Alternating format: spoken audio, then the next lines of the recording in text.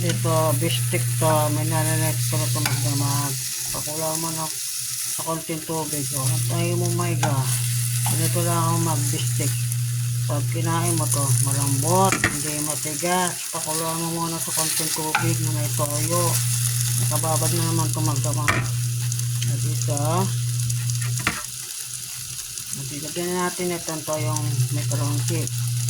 Para ngayon sabaw ka sa kanin. Ganyan na magluto ng stick na manok. Marasa to. Madami to kalamansi. Higayin mo lang ng konti o may sukot sabaw ka na sa kanin. Ganyan lang ako magluto. Wala rin betchin. Toyo lang sa kalamansi. Konting tubig mo para may pansabaw ka sa kanin. Walang sibuyas. Ganito na lang. Wala mo ng konti. Ang tupang.